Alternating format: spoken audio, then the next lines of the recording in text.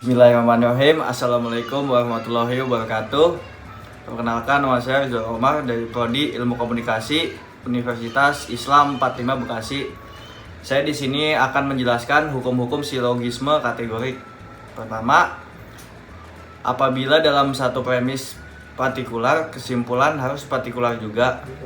Contoh, semua yang halal dimakan menyehatkan. Sebagian makanan tidak menyehatkan. Jadi, sebagian makanan tidak halal dimakan.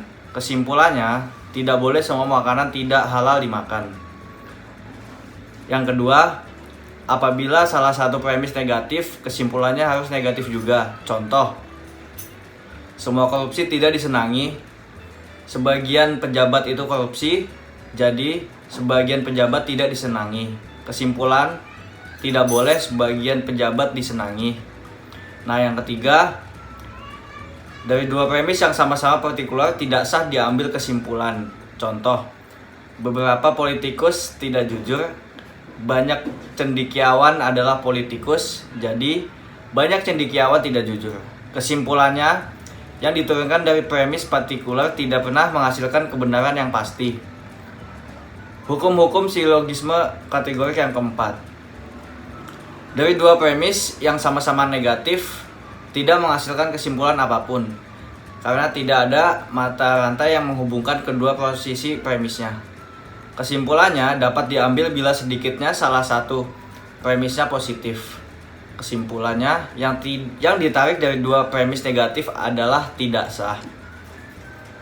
Hukum-hukum silogisme kategorik. Contoh, kerbau bukan bunga mawar, kucing bukan bunga mawar, dalam artian tidak ada kesimpulan.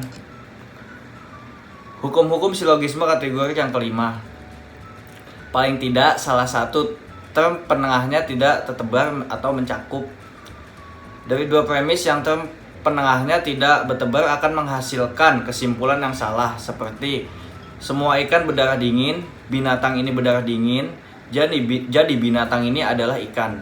Contoh lain, semua tanaman membutuhkan air, manusia membutuhkan air, jadi manusia adalah tanaman.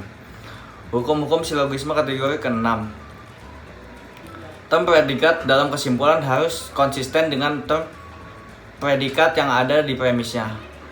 Bila tidak, kesimpulan menjadi salah, seperti kerbau adalah binatang, kambing bukan kerbau, jadi kambing bukan binatang. Binatang pada konklusi merupakan term negatif, sedangkan pada premis adalah positif. Ketujuh, term penengah harus bermakna sama baik dalam premis mayor premis minor. Bila term penengah bermakna ganda, kesimpulan menjadi lain. Seperti bulan itu bersinar di langit. Januari adalah bulan. Jadi Januari bersinar di langit, bulan pada premisnya minor adalah nama dari ukuran waktu yang panjangnya 31 hari. Sedangkan pada premis mayor berarti planet yang mengelilingi bumi. Kedelapan, silogisme harus terdiri dari 3 term, yaitu term subjek, term predikat, dan term middle. Apabila terdiri dari satu term, tidak bisa diturunkan konstruksi. Contoh, buah-buahan, sehat.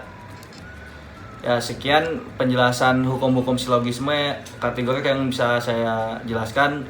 Kurang lebihnya mohon maaf. Wassalamualaikum warahmatullahi wabarakatuh.